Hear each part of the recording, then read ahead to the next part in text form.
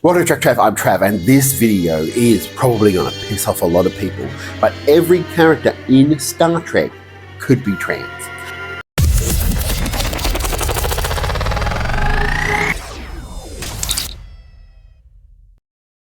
Now, we know in our current state of development that we can successfully do surgery and stuff, and gender reassignment surgery, and make a male into a woman or a woman into a man.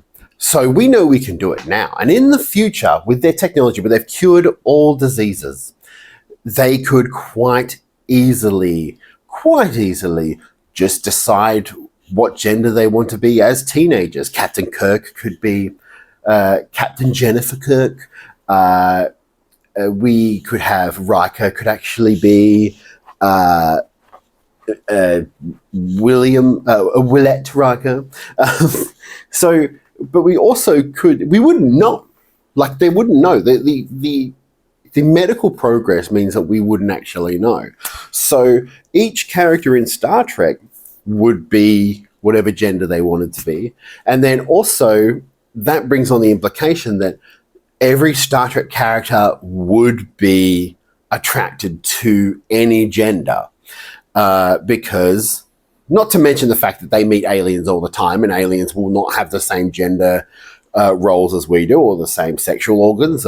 So you would have to be open to that change within the galaxy. So yeah, you might be on Earth, but you'll come across an alien who might be some completely different gender or sex and represented in a different way. And so the future, the 24th or 25th century, especially by the time Discovery's around, it doesn't really matter. Like, you would literally be trying to judge a person for a person.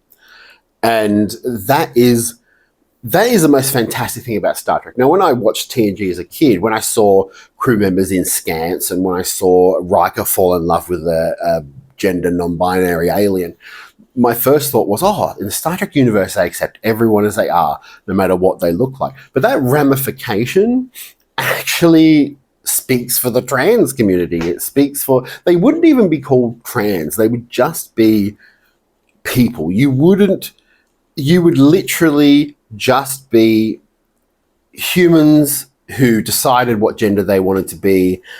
You would be aliens who had different wacky genders and different roles. Humans would have different genders. Like, it would be a world of just accepting people for who they are. You wouldn't even, and this is partially why in Star Trek Discovery, when when Blue tells Stamets that they're they, them, that it was a bit of an issue. Because I don't think they would have to in the future. I don't think that would be an issue. I honestly think that it would just be known. Like, you would just look at their Starfleet profile, or you would just look at it and you would go, okay, they're they, them. They don't feel either or. Like, you wouldn't explain it. And the problem is in the episode is that they explain it. And that's what I found a little bit odd about Star Trek Discovery. But ultimately, what this means, and in an all-inclusive universe, in the idic of the universe, every character could be trans, and no one would care that they're trans. All characters could be any gender, and they wouldn't care what gender they are. All characters could be attracted to whoever they want and have sex with whoever they want. Of course, they might not be compatible biologically, but at the same time, no one would care. And I'm sure that they would find a way around it. If humans and Klingons can have babies, anyone could. It literally leads to this. It means that by then, most likely, that male character... Oh, hello. This is Alex. He's decided for cuddles. Hey, Bubby. It's very distracting. But it would mean that characters... anyone could get pregnant. And I know you're saying you've never seen that in Star Trek, but literally anyone in Star Trek could get pregnant, because we would have the surgery for that. We're already close now to people getting pregnant. Like, literally, oh my God, it's a little love. People literally can get pregnant now as different genders, and then soon we're going to have it the other way. So in terms of like the unique of Star Trek and the way Star Trek represents itself, apparently cats can love humans as much as they love other cats. Fucking Jesus. You're a little bit passionate tonight, Bubby.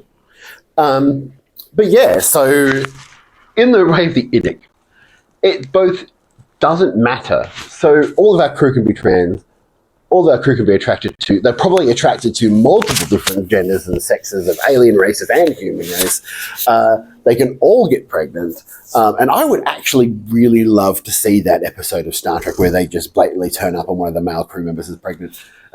Unlike the jokey version that we got with Trip in Star Trek Enterprise, of which he was pregnant and then he immediately decided to act like a woman in the whole thing, which was kind of sexist, to be honest, because not all mothers do that or act that way.